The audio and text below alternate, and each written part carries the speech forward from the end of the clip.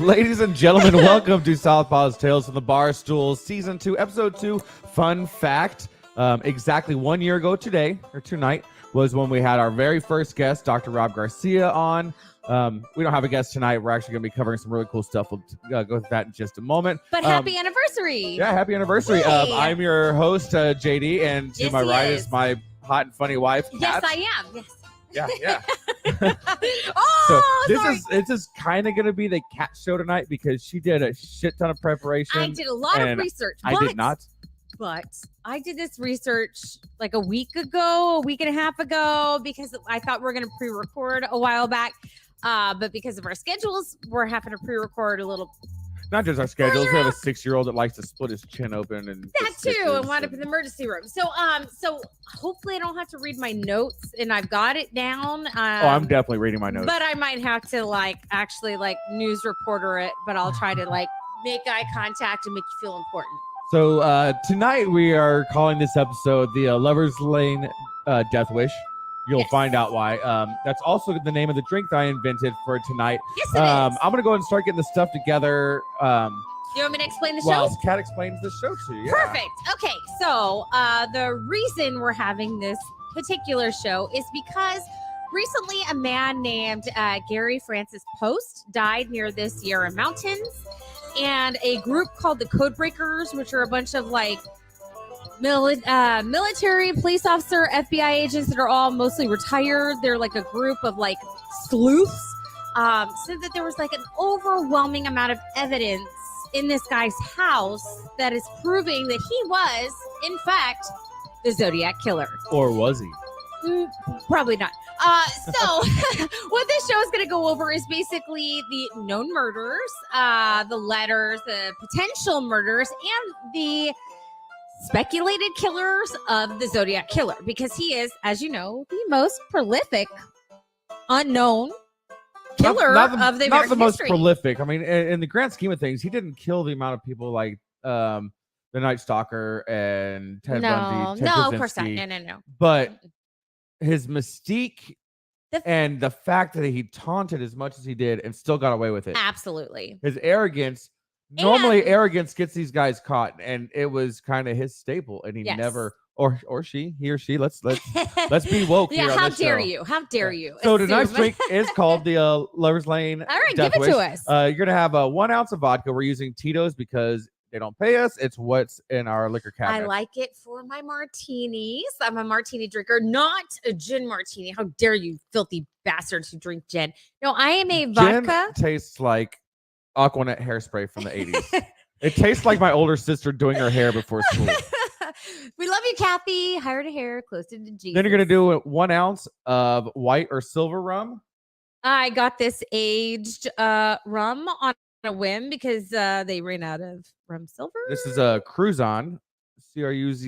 Again, they don't pay us. It's just what we happen to have. No, you don't have to tell them.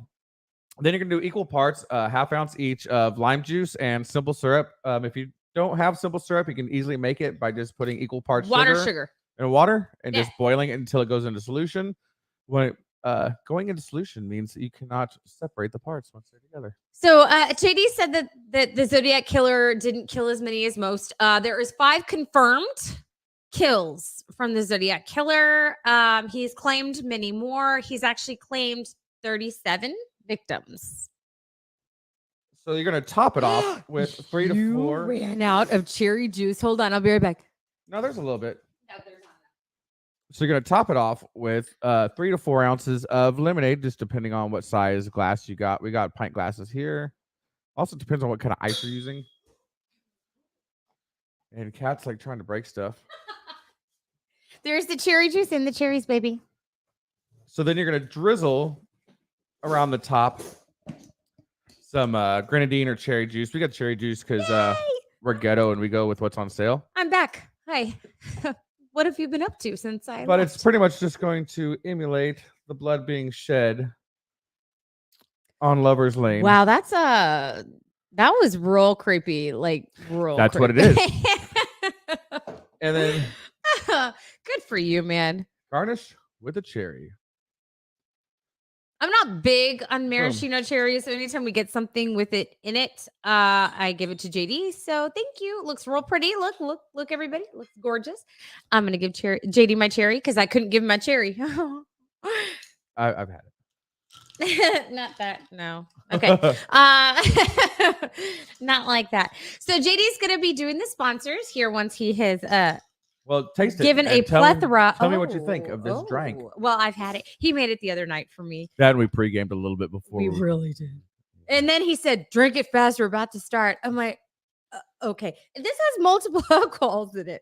It's only a couple ounces. It's fine. That is so good. So it tastes like you should be making love in the back of a 57 Bel Air. Not getting stalked by some kind of psycho Or how killer. about a Rambler? Because that's Or taxi the car they were using for the first murder. The other one was the second murder was a Corvair. There you go, Corvair. Yeah. Yeah. So, in case you were wondering, I don't know if I put that in there. I think I did with the Rambler, but I don't know if I did with the Corvair. And the third one, he actually carved something or like wrote something on the. We'll get into that. We got to do our sponsors so we can move forward. Awesome. So our first sponsor, as always, is 5x5 Brewing Company. They're a battle-born and Texas-made veteran brewing company based in Mission, Texas. Co-founded by, oh my God, I can't talk. Co-founded by Army vet George Rice. With beers like the 40-millimeter Stout, Brunette Bombshell, and Fubar, it's no surprise this brewery is taking over the Texas markets from the valley to the coastal bend. And now they're moving into Central Texas, the Hill Country, and farther northeast Texas, going towards the Houston area. To find out more information about them, go to 5x5brewing.com, facebook.com/5x5brewing. How about you request them at your local bar or restaurant? Because then they could start carrying them. Or grocer. Like HEB. Like HEB. You can give them a call directly at 956-445-5421 or email them at info@5x5brewing.com. Real nice. And if you see me, for some reason, my mouse has not been working, and I have to use the actual trackpad on. Question: is that a euphemism? No, I wish it was. It'd be so much easier if your mouse didn't work. Yeah. Actually, I'm kind of glad your mouse doesn't work, because then it wouldn't help my mouse. Wait, my mouse works. There's no problems with my mouse. I don't really like calling it your mouse. It makes it seem like small and adorable. It's a little tip mouse. He squeaks. Why does he squeak? It's got to be a medical condition. It's a little tip mouse. Okay, back on the rails. Our next sponsor is Omog Construction, founded by Marine vet Seth Knox and his buddy Matt Anders. Oh, it's going to be real bad. They are general contractors serving the greater Houston area with focus on concrete. No job too big or too small, from residential to commercial and industrial foundations and pads. Omog Construction has you covered. You can find them at omogco.com, facebook.com/omogco. That's Omaco. Or Instagram, omogco. That stands for One Mexican, One Wedo. Amoco. Yeah. Wedo is Spanish slang for white dude. So one Mexican, one white dude. So yeah, that is our sponsors for this week, and we are gonna move on to this fun episode covering 5 decades of mystery of the Zodiac Killer. So this is pretty much gonna be the cat show. She's done all the prep. I just found stupid facts. I am now and shit, an official internet sleuth. Thank you. Hold your applause. So are you a sleuth if you haven't solved anything or is it just? Oh, I'm sorry. How many sleuths out there call themselves sleuths but haven't solved shit? I know. Are they fucking sleuths? Speculated, and I'm going to speculate tonight. Now I'm going to tell you who I think is the real killer. Tom Brady. Shocker. It's not the person you think. Well, it is, because I'm going to tell you. Tom Brady. Actually, there's been crazier theories out there than Tom Brady. So let's get into it. Like a gosh darn professional, I have 8 pages of notes. We have paper. 8 pages. So we're going to start with the first known murder by the Zodiac Killer. So that would be the Lake Hermann Road murder. December 20th, 1968, David Faraday, who was a high school student outside of Berryessa, I'm going to try to pronounce this right, Berryessa, California, decided to go on a first date with Betty Lou Jensen. So they planned on going. Oh, why are you staring at me like that? I'm just all right. watching you. They decided to go to the Christmas concert that was going to be at the high school that night at Hogan High School.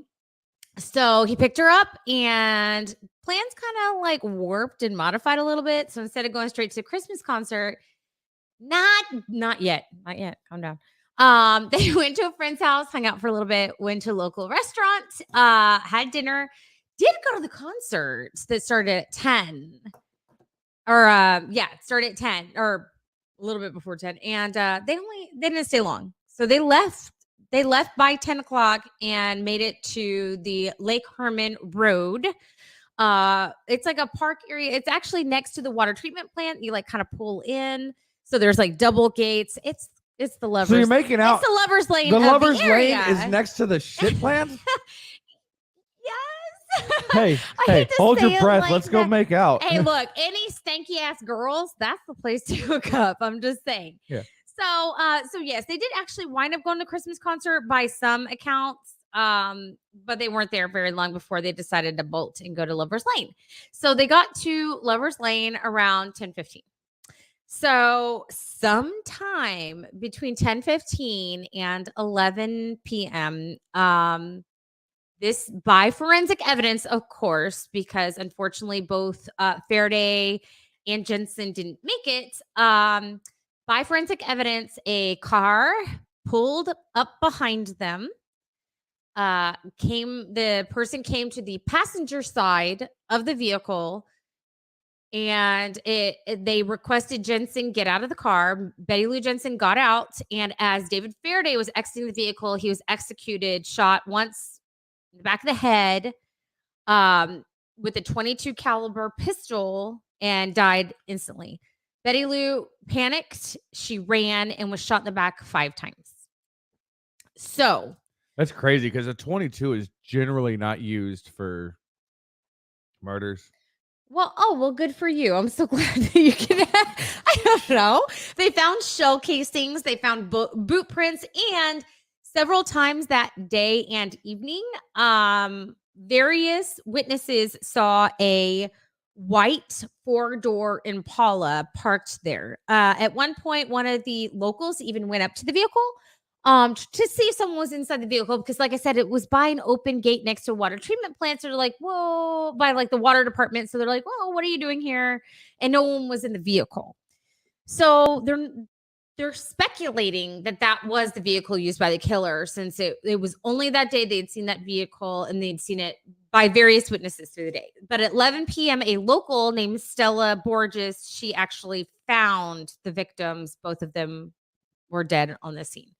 So that was out of Benicio, California. So that was, they are still technically involved in the investigation, but they are not spearheading the Zodiac investigation anymore. They've actually turned it over to the Vallejo, California Police Department. And I'll explain. So the FBI doesn't lead this?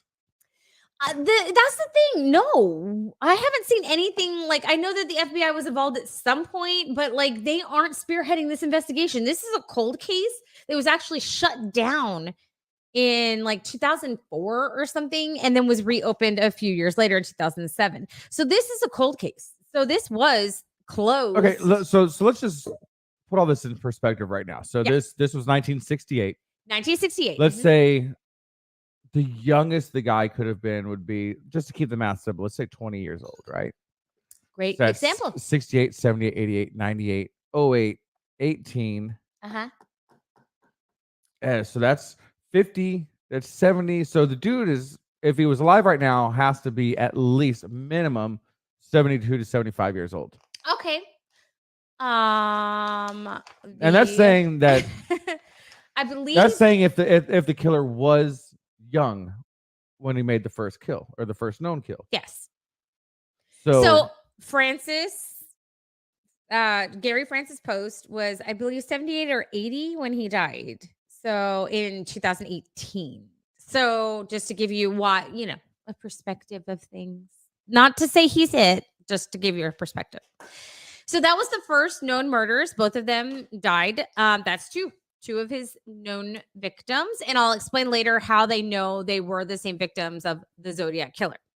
So on to do you have anything else to add, sweetheart? My love. I think anything I have is stuff that can be added later, Super. not necessarily like the first couple of murders. details. Got it. So 6 months later, July 4th. Oh my gosh, Michael Maga. Maga. Is that right? Mago. Mago. Magoo. Michael. He better not be watching and be real embarrassed. So Michael Mago, we'll call him Michael Mago. And I like Magoo. Darlene Farron. Darlene was a early 20s. Michael was a friend of hers. She was apparently married. She was a waitress. They were just friends, hanging out. They decided to go parking around midnight on July 4th in Blue Rock Springs Park in Vallejo, California. So just before midnight, they did have a light brown vehicle pull up beside them and shut their lights off. Instantly turned the lights back on, drove off. They didn't think anything of it. A little bit after, they had. Oh, what my are goodness. you doing? Oh, well, My thank elbow you. hit the button. Thank you. Oh, you're welcome. You're like, you're doing a great job. You deserve a round of applause. So a little We're bit goddamn after, professionals. they had a group of teenagers come, set off fireworks next to them. No big deal. They drove off. And within 10 minutes, they had another vehicle pull up. Same vehicle. They believe the first vehicle that pulled up beside them pulled up behind them with the lights on, kind of blinding them. Michael was in the passenger side and Darlene was in the driver's side. So it's kind of like us when we first started dating. You had the car and I didn't. because you were a mooch. Like, what do you I want wasn't a from mooch. me? I was a musician. Oh, excuse me, Yeah. scrub. So the guy got out of the car, which the passenger side, with a high intensity flashlight and a gun in his hand that Michael identified as a 9mm Luger. So he comes as he's walking up. They're thinking it's a police officer. He's got a gun and a flashlight. They think it's a police officer. So Michael goes to reach for his wallet when, as soon as he gets to the passenger side car, he opens fire and shoots them through the window of the passenger side vehicle. So a lot of the bullets, he put 5 rounds in through the car. Some of the bullets passed through Michael and went into Darlene, who was in the driver's side. The guy, as soon as he fires the 5, slowly walks away, going back towards his vehicle. Michael scrambles to get in the back seat and starts yelling for help. The guy hears him, comes back, puts 2 more rounds in each. 2 more rounds in Michael Mago and 2 more in Darlene Farron. The assailant walks away.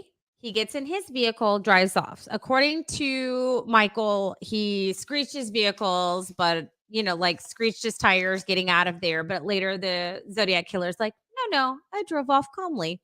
Of course he would say that. He's a sociopath.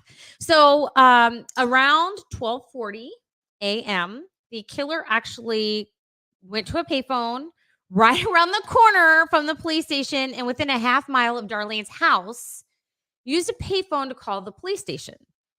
When he called the police station, he talked to Nancy Stover, who was the dispatcher. Do you have there what he said? No, that was actually one of the things is that he confessed after the second attack by calling the police. And not only did he confess to this one, but he also confessed to the first set of murders next to the shit plant. The water treatment. But yes, so his exact words were, "I want to report a murder. If you will go 1 mile east of Columbus Parkway, you will find kids in a brown car. They were shot with a 9mm Luger. I also killed those kids last year. Goodbye." So that was right around the corner from the police department that he called. Like, the balls on this dude. Yeah, it was just a few blocks from the Vallejo Police Department. Yes. But so this is okay. Nowadays, it's nothing for somebody to want to be famous. You have all your influencers that just take pictures of themselves, like, I'm famous. Yes. And I have followers. Yes. Well, this guy wanted to be famous before being famous was really a thing.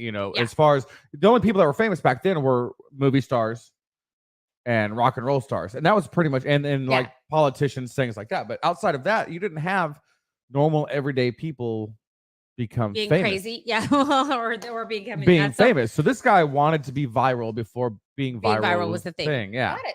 So So the police dispatcher actually released multiple people. One to I guess eventually they got to the payphone and it was left off the hook. And it was dusted for prints, of course. Well, the police went straight to the location where they found Darlene Farron and Michael Mago, and they transported them to a local hospital. Despite being coded for a very long time, Darlene passed away, but Michael is crazy. He got shot in, let me see, I even have it written here. He was shot in the face, neck, and chest and survived. This is how he described the killer. 26 to 30 years old, 5'8", and around 200 pounds with light curly brown hair. So they did find boot prints at the scene and shell casings. But besides, oh, I'm so sorry. Hold on. I'm skipping ahead. Yeah, no, wait. Yeah, that's right. So they found boot prints, smudged handprint on the car, and shell casings. So that was it. Sorry, I'm good. Awesome. Sorry. I like I said, I did this research a long time ago. Y'all are getting this entertainment for free. Like, come on now. You get what you paid for. You get what you paid for. What do you want from me, man? So I just want to interject real yeah, quick. Please do. Just with Otherwise, some I'll just say more. stupid trivia. So over the years and decades, even there have been so many theories about who this person may be. Yes. Overwhelming majority of them being people from Central or Northern California, living in the Vallejo area, Mhm. the San Francisco Bay Area, whatnot. There was actually a conspiracy theory that went around on the interwebs that Ted Cruz, the senator from We're not Texas, even two suspected. No, I just wanted to give killers. you a chance to drink something and get involved in the show. I appreciate But Ted Cruz was one of the most recent people suspected of being the Zodiac Killer. How old was he? When was Ted? he was born 2 years after the first murder. Yet somehow, not only was this a conspiracy theory, but it gained traction. Like there were people that swore upon the fact that Ted Cruz was Zodiac. These people are allowed to vote. There should be and drive an IQ test and live at the voter registration office. This just proves my No, these people should have been like in Sparta where they were thrown off the fucking cliff People at are just dumb. birth because they're just fucking retarded. Yeah, that's just stupid. It has to be the worst. Like, I mean, I've got a list of suspected victims. Some are just dumb, but it's pretty bad. So the first letter came. So that was July 4th of 1969 that those murders were committed. So that was the Blue Rock Springs Park murders. So that was July. Less than a month later, August 1st, 1969, 3 letters were sent to 3 different newspapers. One was the Vallejo Times Herald. 2 were sent to San Francisco. 1 to San Francisco Examiner, 1 to San Francisco Chronicles. All 3 contained 1/3 of a 408 symbol cryptogram, a cipher, if you will, with instructions for all of them posted on the front page. And if they didn't, basically he was going to start killing random people. Like he was going to go around at night and just like pat, pat, pat, and start killing people. As opposed to what he was already doing. So, exactly.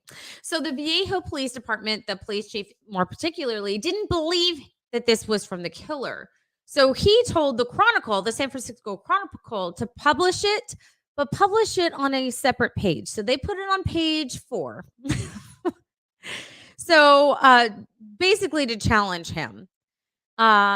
So he wrote a second letter with more details and also he asked for more proof. Like, if this is the murder, like, give us more proof. So he sent a letter, not to the Chronicle who published it, but to the Examiner, the San Francisco Examiner, with more details about both murders, about the one from Blue Rock Springs, but also the one from Lake Hermann Road. The shit. Stuff that wasn't even released to the public by police officers. So this was pretty compelling evidence that this was him. But in this second letter, he did something super fantastic. Do you know what that is, JD? Is this the one where he gave himself a name? He gave himself a motherfucking name. So most serial killers are named. And actually, up until that point, they were calling him the Lover's Lane Killer. I guess he didn't like it because when he wrote his second letter, it was, "Dear editor, this is the Zodiac speaking." Boom. And yeah, every other serial killer and mass murderer that we know has been given their nickname by either the media or the police. Yes. You have Ted Kaczynski, who was a Unabomber. You have Night Stalker, Richard Ramirez. You have Son of Sam, who was that fat dude. I forgot his name. Oh my god. What? But yeah, everybody got their names by The fat dude? the fat dude in New York. He was the John Son of Wayne Sam. Gacy? No. What? John Wayne Gacy was the clown killer. Yeah. I don't know what you're talking about. But yeah, Fat dude. Yeah, the fat dude who was Son of Sam. I can't remember his fucking name. I have his picture. Okay, that's I it. have I'm his Googling face. it. I'm Googling. That's why Google exists. Oh, that's Facebook. That's not Google. Yeah, but yeah, so Zodiac was the only one to name himself, and I think that's pretty cool. I mean, you look at Bay Harbor Butcher, Trinity Killer, they were all given the names by either the media or the police. I'm looking it up. Serial killer David Berkowitz. There it is. Thank you. Oh my God. I would not have been able to sleep tonight had I not gotten that information. Oh, not because there's still potentially a serial killer out there. Oh, he's geriatric. He can fuck himself with his fiber. So never volunteer in a nursing home. It could be the Zodiac Killer. That's the whole point of this story. By the way. All right, so moving on to the next murder, the next known murder by the Zodiac Killer. That would be in Lake Berryessa. So that was September 27th, 1969, just outside of Sacramento. There were two college students, Brian Hartnell and Cecilia Shepard. So they were picnicking on a little small island off of the lake, Berryessa. And it's basically this little island is connected to the Twin Oak Ridge by this little like sandbar. So they watch across the sandbar, and apparently like a lot of people go over there, it's like a known spot. Lots of trees and everything, gorgeous. So they were sitting there, and actually this is how it was explained by Brian Hartnell, that he was, sitting on their little blanket that they had set out, and Cecilia Shepard was sitting on the little beach that's there on the island, and she kept looking over at this group of trees, and he's like, "What are you doing? Like, what?" And she's like, "There's a guy. There's a guy over there. I can see him. I can see like the outline of him." So they kept looking at it, and sure enough, a male, like a figure, stands up and starts walking towards them. So when it gets closer to them, he described it as a man about 5'8", 5'10", wearing a black hood, a black executioner's hood, sunglasses over it, and it came into a bib that was like squared off, and inside and embroidered in white thread was a cross with a circle around it. And the guy came up to him, and he was pointing a .45 at them and explained that he was an escaped prisoner and at first Brian could not remember if it was Montana or California. Eventually they found out that it was Deer Lodge, Montana. Deer Lodge, Montana. He said he was an escaped prisoner from Deer Lodge, Montana. He really just needed their money in their car to keep going to Mexico, that his car broke down, and that's what he needed. So he had clothesline with him. He instructed Cecilia Shepard to tie up Brian Hartnell, tie his hands up, bind them well. So as soon as she did, the assailant tied up Cecilia's hands, and he was checking their straps, and he realized Brian's were a little loose, but stepped back, and they thought that's it. Like they really thought that he was just a thief and he was going to take off. He sets the gun down. He pulls out a 12-inch hunting knife and starts stabbing. So he started with Brian because his bindings being loose, probably. Stabbed him 6 times, and then turned on Cecilia Shepard and stabbed her 10. So Brian 6, Cecilia 10. He slowly walked away, They were alive, both of them. When he walked away, he left them there to bleed out, basically. Walked back to Brian's car and wrote down Viejo. He wrote down Viejo 12/20/68, which is the time of the Lake Hermann Road murders. 7/4/69, which is the site of the Blue Rock Springs murders, and September 27th, 69 at 6:30 p.m. by knife, which is the third murders. And he carved the or I'm sorry, didn't carve it. He had a marker. He wrote it in marker. and then wrote the symbol, the cross with the circle around it as well. That is correct. And I think it's pronounced Vallejo. Is it? It's Yeah. Viejo. It's Vallejo, California. It's Viejo. I'm going to pronounce it Viejo because, again, you're not paying for this. At 7:40 p.m., which is about an hour after the murders, the Napa County Sheriff's Office received a phone call from the killer, again from the payphone, again right around the corner from the sheriff's office, confessing to killing. First he said one, but then said two.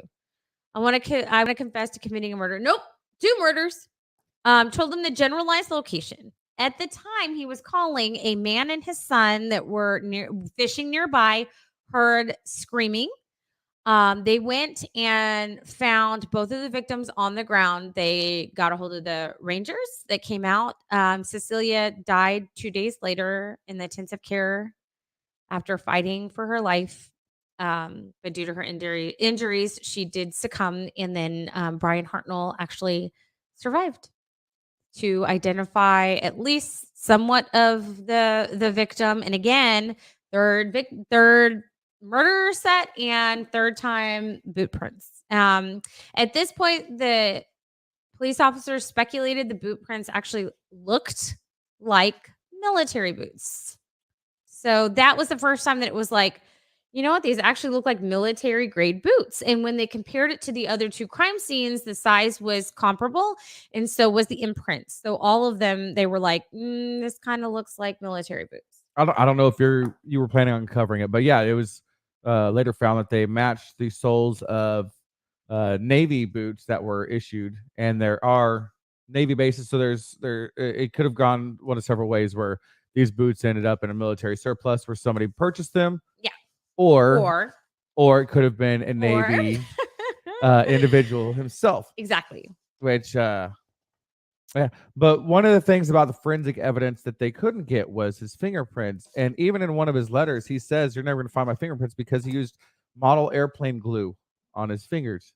And which explains the smudging. Like when they did look at the photo booths or the payphones, I mean, there was actually handprints, but they were smudged for the most part. Even on the car, I guess he'd pressed his palm and written, but there was a partial print and a partial palm prints there because I guess he leaned up as he was writing. So let's get to the last known victim of the Zodiac Killer. So this is Presidio Heights murder. This was October 11th, 1969. A taxi cab driver, a 28-year-old taxi cab driver by the name of Paul Stein, picked up a fare near the Union Station in San Francisco with instructions to take him to Washington and Maple Street in Presidio Heights. So we don't know why, but he actually took him to Washington and Cherry, which is like 1 block further than Maple. So no one knows exactly why he did that, if he knew he was under duress. And that's why he went a little further, was trying to find someone, because he went 1 block further and there was 3 teenage girls standing on the other side of the street that witnessed what I'm about to tell you. So this was at 9:55 p.m. There was 3 teenagers standing there, and they saw the assailant put a 9mm gun in the back of Paul Stein's head, pull the trigger. He gets out. He wipes down the vehicle, wipes down the cab, inside and outside, and then he walks away back down to where he asked to be dropped off, back down towards Washington and Maple. So the assailant took Stein's keys, his wallet, and actually tore off a piece of his bloodied shirt tail. So after he shot him, he actually ripped off part of his shirt and took it with him. So the teenagers called the police while the crime was happening. One of them ran inside and called the police because back then there was no cell phones. There was no like pictures, nothing. So like cell phones. So one of them ran inside to call 911 or whatever it was at the time. They didn't even have 911 back I was about to then. say, they called the police, and the police showed up not long after he was gone. While the cops were en route, they actually saw a man not far from the crime scene walk up like calmly with his hands in his pockets, he was walking down the sidewalk, walked up the staircase to a building like that had multiple houses, like almost like an apartment, but nicer, like and they were going to stop and ask him questions. They even like pulled over and stopped and were watching him walk into the building. But the dispatcher, for some reason, identified the suspect as a black male. Since he didn't meet the description, the police officers drove off, but they did see him. They did see the man. So they did a composite sketch, multiple, actually, and they all wound up looking the same between the 3 teenagers and the 2 police officers, and they all matched. And this is their description. Between 5'8" to 5'10", white male with a crew cut hair. The teenager suspected that he was between 25 and 30, and the officer said between 35 and 45. A sketch artist was brought in on multiple times to get multiple statements. And again, they all looked comparable. They at first thought it was a robbery turned homicide until 2 days later when the San Francisco Chronicles received a Zodiac letter taking credit for the murder. So he did mention the bloodstained shirt, which the police officers had not told the press, and the 3 teenagers didn't even see happening. They couldn't see it from their perspective. So when he wrote the letter saying it was me and this is what I did, this should prove it. There were also several times between then and now that he actually sent in pieces of the bloodstained shirt. You're covering like everything I have printed out. Like, I'm sorry. But there, like I said, there was a partial print at the time. That did match a potential partial print that on one of the payphones. So that just kind of furthers on all of this. They also, I don't know if I should say this now. I don't have it broken out. There were the letters. They actually they kept the envelopes and also did DNA testing on the envelopes.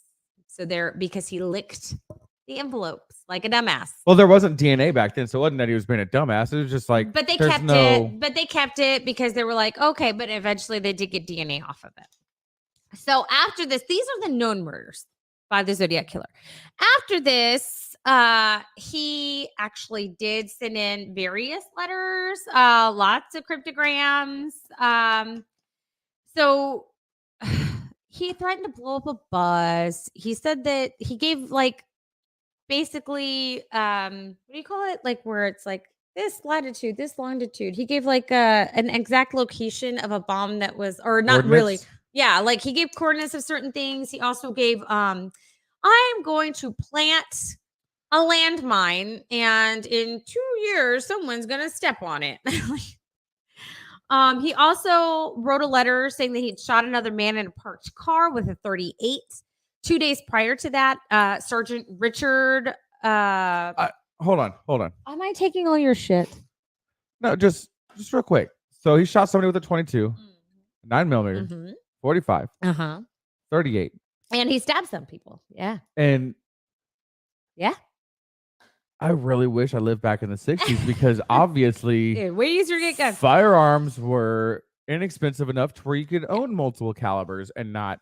But him killing that sergeant was completely unsubstantiated. They think he was just, So let's for time constraints and everything. Let's work with the time constraints. I'm halfway through and I've got lots of stuff.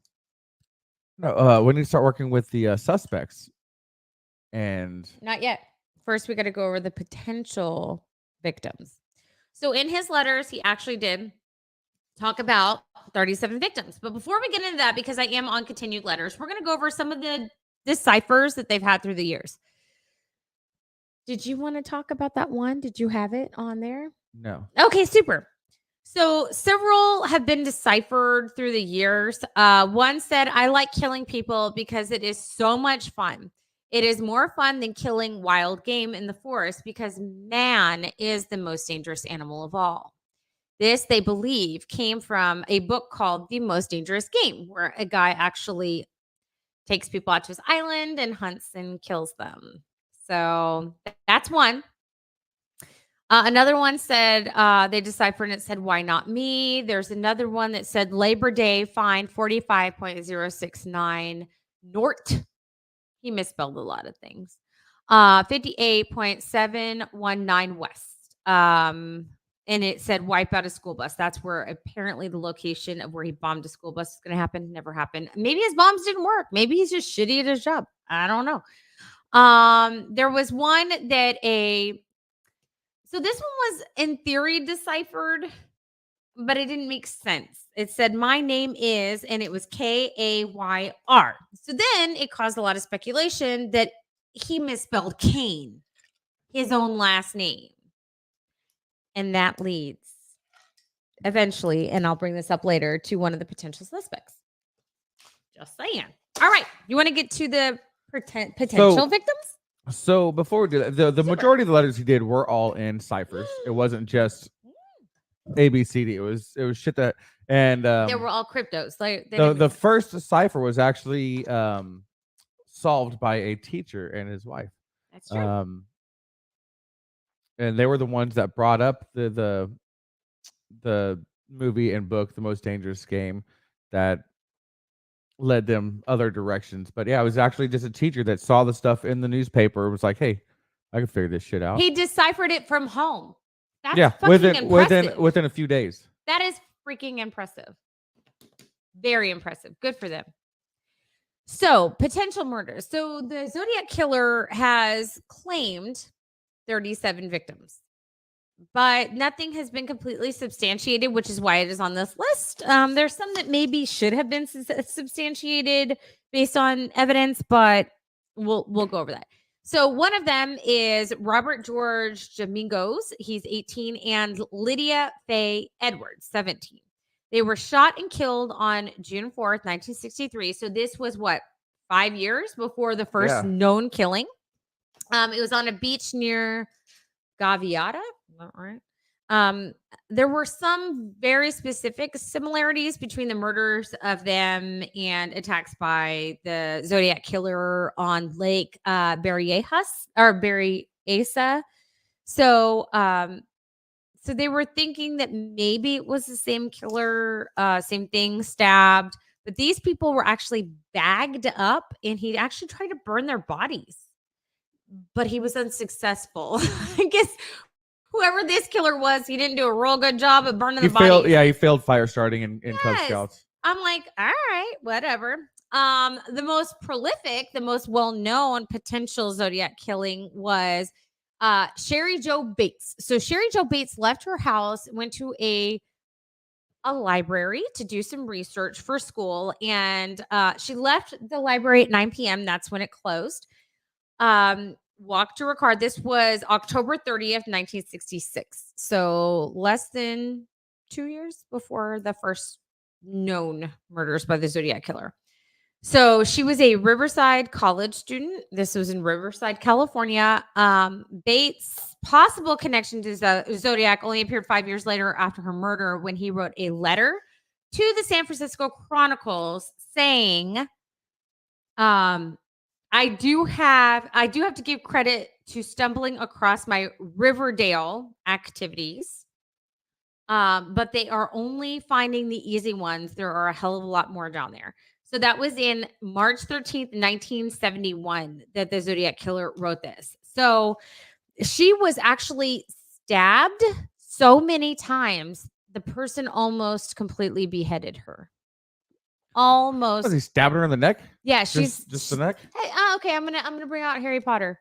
Nearly headless Nick, whereas it's attached by skin. That was basically her. So yeah, I don't know. He stabbed her a lot. Like I believe it was like 31 times or something crazy. But yeah, most of it was in the Those chest, are rookie numbers. face, and neck area. So there you go. Which actually, the Zodiac Killer does really focus on the head, chest, and neck. I mean, he has every intention of killing him.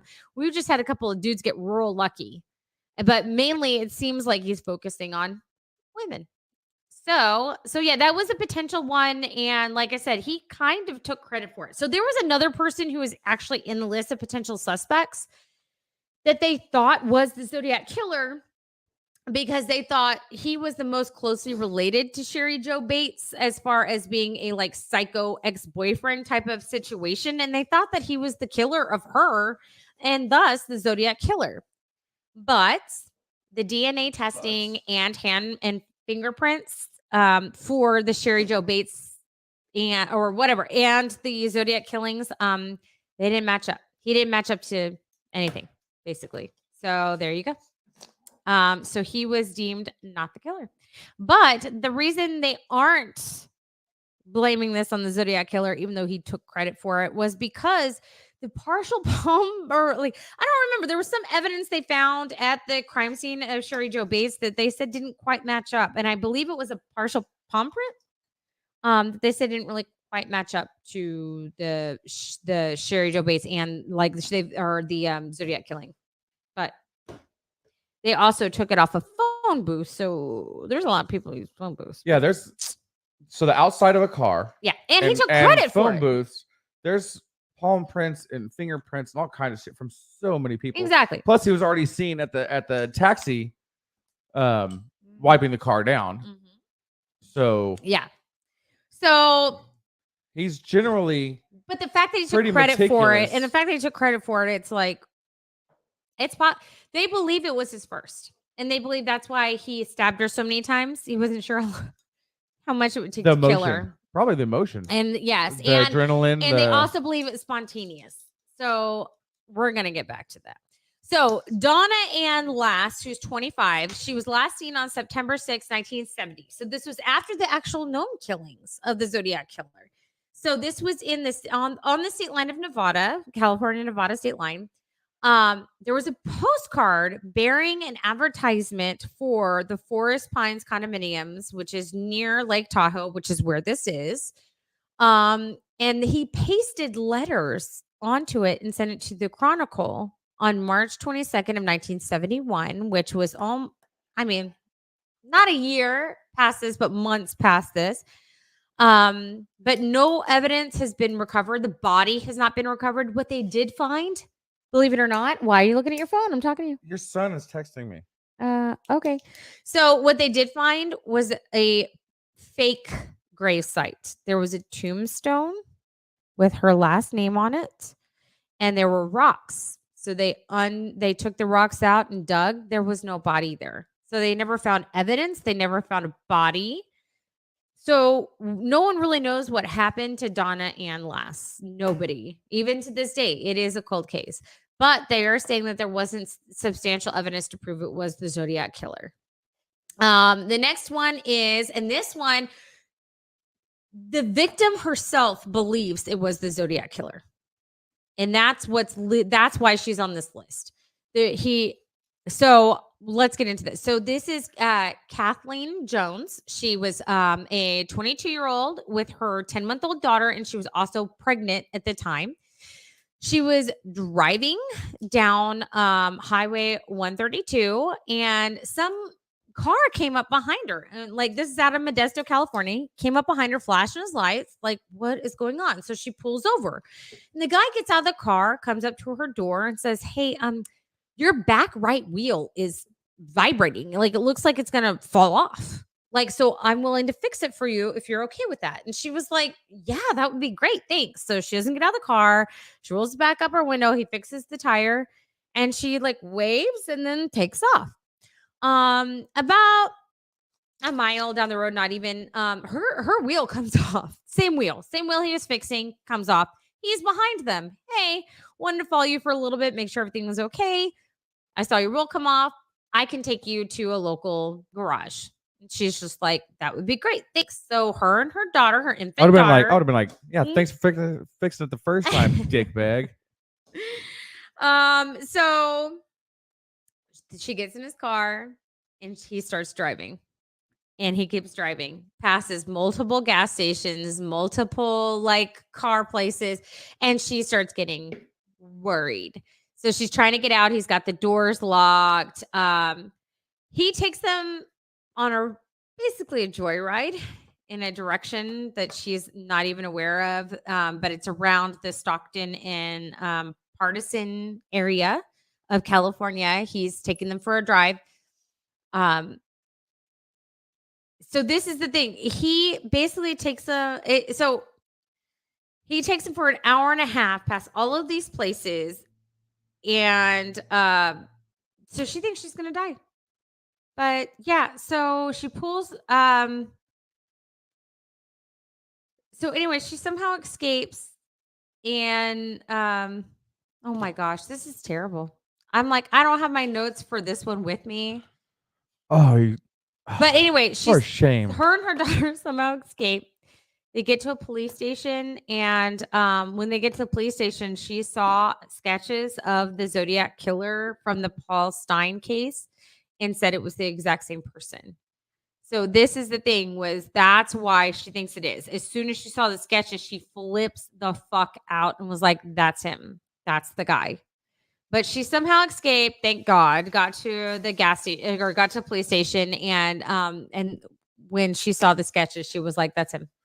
What I find so fascinating about Zodiac, and this is assuming, let's just go with the assumption that it is one guy. You know, there are theories that it's multiple people. We're not going to delve into that because there's just too much time. Well, yeah, to go through all that. So let's just assume that it is one guy. Most other serial killers that you ever have a very specific MO where they go after. This guy's all over the fucking map. Yeah, you're absolutely right. Same color hair, same style hair, same area. Yeah. You know, there's always so many similarities. And Yes. outside of the fact that of the Three Lovers Lane attacks, you know, there was the taxi driver. There's these random ones that he's been associated with, maybe not completely tied to, but at least there's been speculation. But there's nothing really that ties these people together. Different weapons, different ways of killing them. If you believe that the 1963 murders was him, completely different way of killing them and disposing of the bodies, bagging them, burning them. It's just all over the fucking place. So it was like, did this guy just not know how he wanted to do it, or was he just? Because most of the time, these serial killers are. I hate to say it, but a lot of them are geniuses. Yeah. But they're also obsessive compulsive, where things have to be done a specific way in a specific order. Like there's people that have to open the door 3 times to get out, or like me, the DVDs have to be alphabetized, or else your eye fucking twitches. So I just find it fascinating. So that the he's all Zodiac over Killer's an OCD? Is that what you're trying to tell me? He's not. He's obviously not OCD because he can just do whatever the fuck he wants and it doesn't bother him whatsoever. Oh my gosh, man. I do believe he took credit for that at one point. I'm trying to find the direct quote that tied it to the Kathleen Jones case, but I do believe that the Zodiac Killer actually did take credit for the Kathleen Jones case. I'm trying to find the direct quote, which I have not been able to find. I should have. God dang it. So unprepared for this. Should have freaking screenshotted it. I'm so pissed off at my fucking self. But I do believe that there was something that he actually did confess to as far as the Kathleen Jones case. I do believe that he did take credit for it. And I don't know if you covered it, but when he sent some of the letters in, he actually sent pieces of the bloodied clothing from his victims in to the police with some of these letters as well, which is stuff that they are also going to be DNA testing, but nothing has led them to the killer, unfortunately. No. So who of everybody do you think is the killer and why? Well, we're about to get into the possible suspects. Are y'all ready? Fun. So there's quite a few. I think I have 18. Holy There's shit. 18 possible suspects. That's not including the Ted Cruz thing because that's just so much stupid. So I'm going to talk to the most prevalent and explain why they think that. So the first one and the most prolific when you talk to the Vallejo Police Department and the investigator that is in charge of it, the one he thought that was at fault for it was Arthur Lee Allen. And this is why.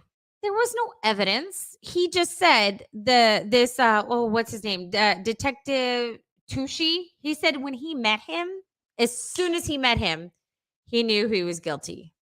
Like as soon as he met him. So this is the thing. It's the cop hunch. Look, It's a legit science. They even did a legitimate like Netflix docuseries about this. I'm telling you right now, it's not him. And this is why.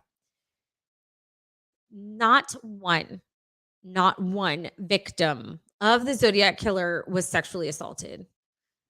Arthur Lee Allen was guilty, but he was guilty of pedophilia. He was convicted and served time for multiple cases of child sexual crimes, mostly with little boys. Okay, so just because he killed somebody doesn't mean he wants to fuck them. You know, he likes fucking little kids. He was also and he likes killing older ones. He was also in jail at the time of one of the murders. So I'm just saying it's not him. But the detectives are absolutely convinced because of where he was living, and he's the quiet man that everyone says he gets along with. He met the profile, but I don't think it was him. They had no evidence proving it was him. It was all circumstantial because he lived in that area and he was a sketchy fucking dude. The guy was a freaking serial child molester. Yeah, he's a sketchy fucking dude. Get over it. Okay. I wish he was a victim. The next one, my name is Kayr. And one of the investigators who found this evidence believed it was Lawrence Kaye, Kaye, who eventually changed his name to Kane, Kane.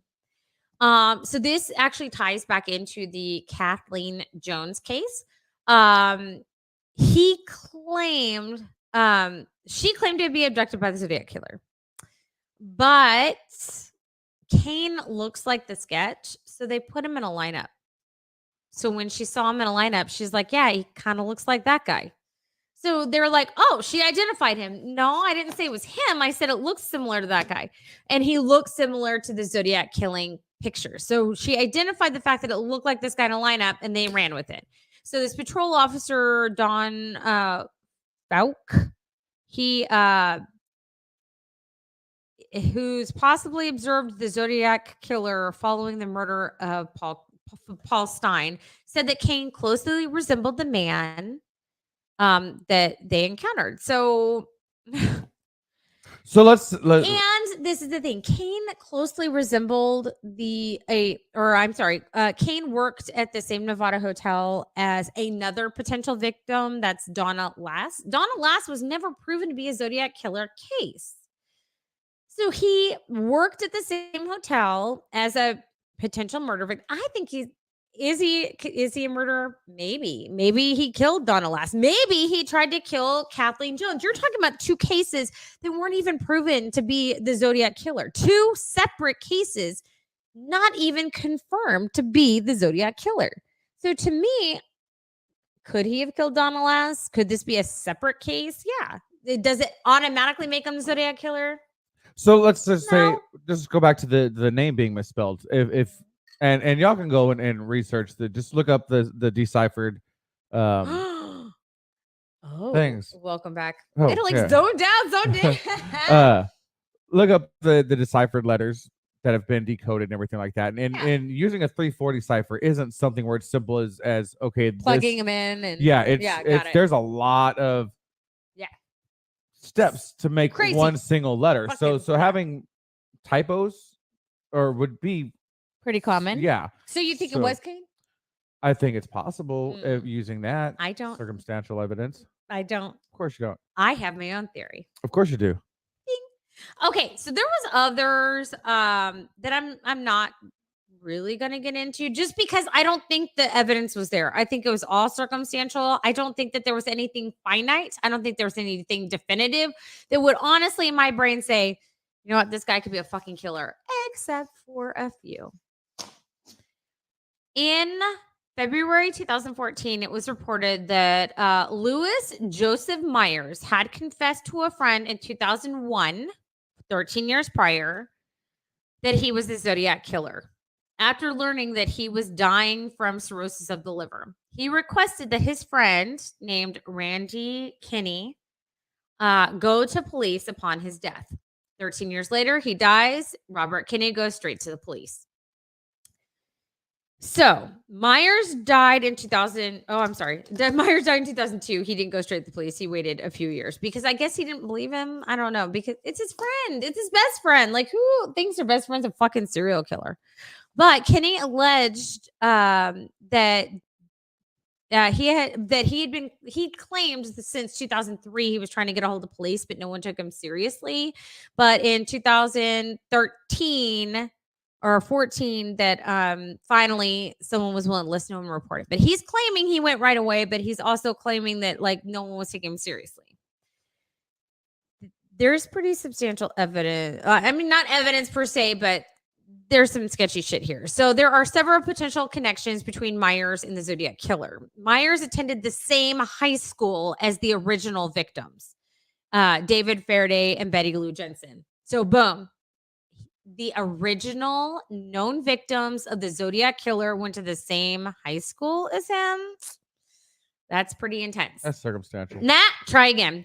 Victim number 2, the second murders on Blue Rock Springs, which was Darlene Farron. He worked at the same restaurant as her. She was a waitress. He was a line cook. He worked with her. That's 2 victims that he just happened to be in contact with that died. Circumstantial. It gets worse. During 1971 to 1973 period, when the Zodiac Killer's letters weren't received, Myers was stationed overseas in the Navy. Hey, I'm just saying. Still circumstantial. I don't think it's him.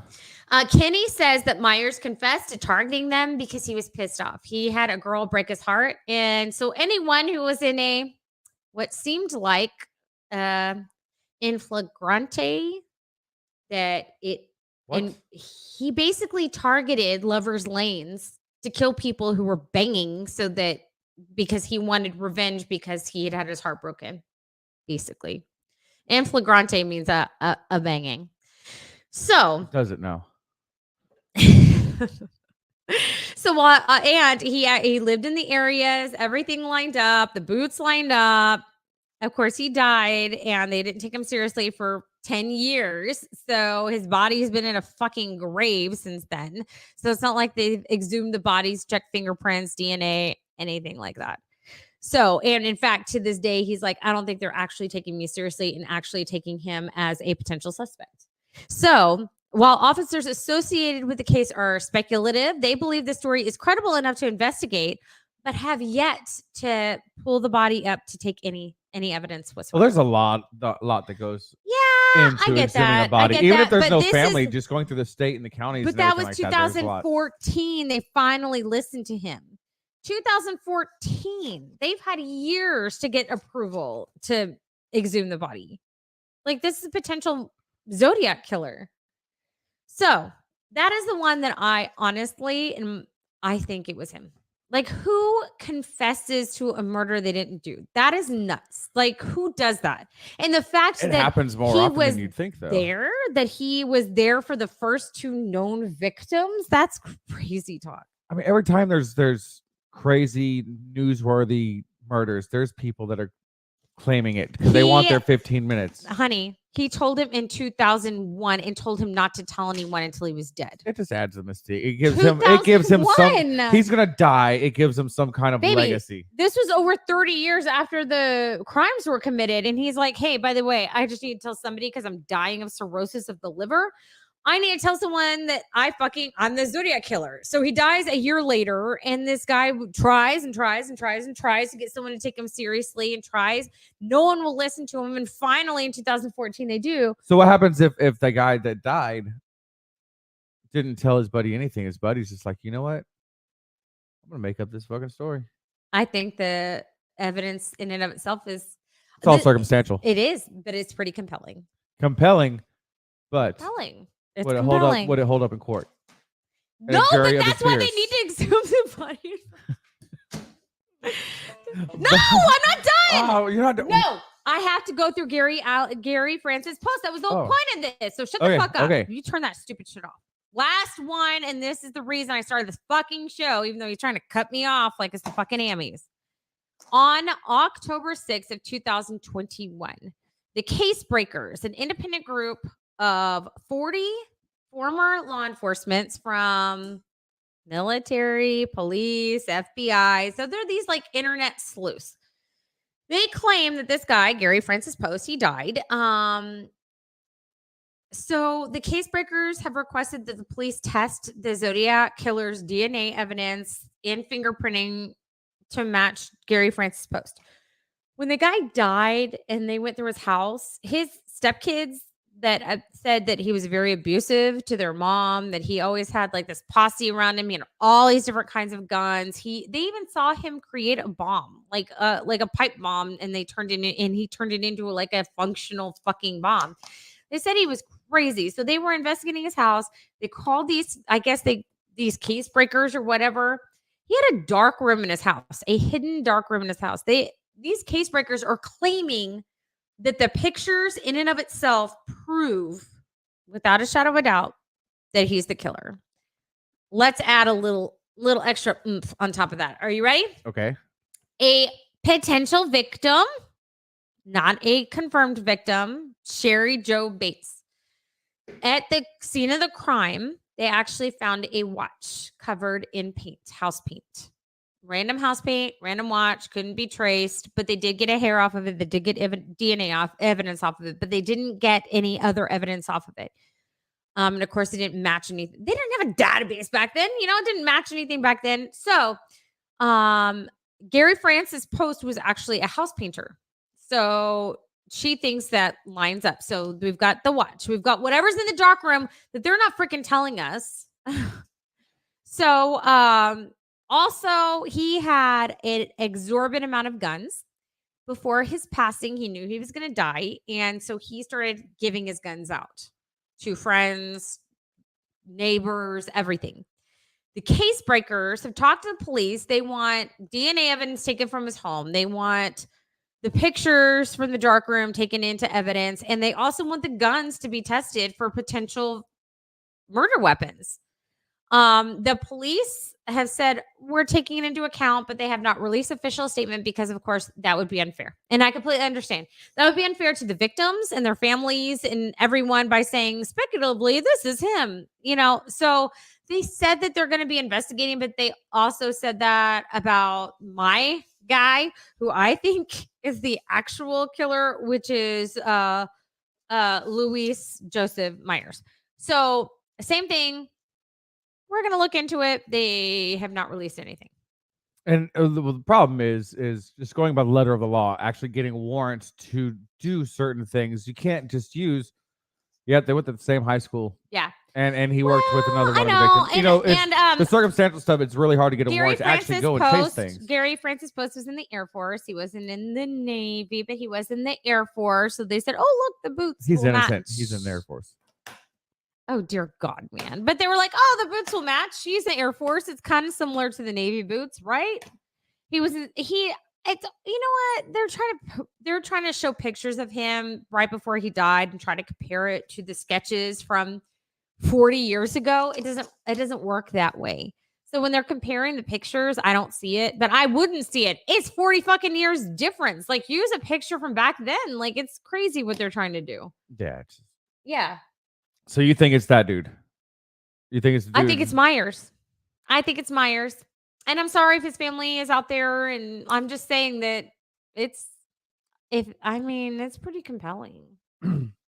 I don't think it's Gary Francis Post. And I went into this thinking I was going to be convinced it was Gary Francis Post. But then again, they are not getting into really a lot of things. They're like, oh, we found other evidence, including the dark room. But what's in the dark room? What are those pictures? They're not even telling you what it is. Like, well, up until the very, very recent past, I'm talking about the Case Breakers. People did have dark rooms in their houses. My grandfather had, developed his own. But they're not saying what it is. They're not saying what the evidence is exactly. So I'd love to say, oh, these people got it. They fucking nailed it. But they're not telling us any specific DNA evidence that they're talking about. They're not talking about what they found as far as evidence in his basement. They're not talking about the evidence in his dark room. So I'm saying I don't know. if the simple possession of a dark room is there. No. They said what was in the dark room. Like, does it have pictures of the victims? That might be compelling, but they're not telling us. So to me, I'd say Myers is the more reasonable. Honestly, I think. Who do you think it is? I think Zodiac is multiple people not working together. I think there was the one. You think he took credit for other people's shit? I think there was an initial, and then there was a copycat. Because this is one or the other was taking credit. I think the Zodiac Killer may have killed some people. I think he wanted to be scarier than he was, and I think he took credit for things that weren't his. Yeah. And good for, and I mean, if that's what boosted his ego, I guess good for you, man. But these are pretty horrific crimes that none of them have actually been solved. So it's either one person and it's one serial killer that they have not been able to find, or it is a dozen victims or whatever that no one has solved. So put in the comments who you think it would be, or what your theories may be. We should put some links in there with some other data or something if you want. We'll make sure we go back and we look at all that stuff. Check it all out. Yeah, put it in the comments, anything that you think, and I will do the research. And if there's something compelling, I'll do a follow up. I'm cool with that. And don't forget to like and share this page, the Facebook page. You can find us on all of your favorite podcasting platforms: Apple, Google, Audible, Spotify, etc., etc., etc. What's etc.? Again, and more and stuff. And things. Yep. But we need to get out of here. We will see you again next week. We will be having some new guests here coming up pretty shortly, so we'll look forward to that. There's going to be some fun things. I don't want to give anything away. We have our wedding anniversary coming up soon. We have some other stuff coming up. So lots of cool things in our future that y'all just get to come on to the ride. Yeah, I don't really give a fuck about it, but we do. Yeah. So we're going to make you give a fuck about it. Yep. So we will see y'all next week. Y'all have a great day. We love you guys. We'll talk to you later. Bye, everybody. The mouse isn't working. So hi, we're still here. We're leaving. Oh, hello.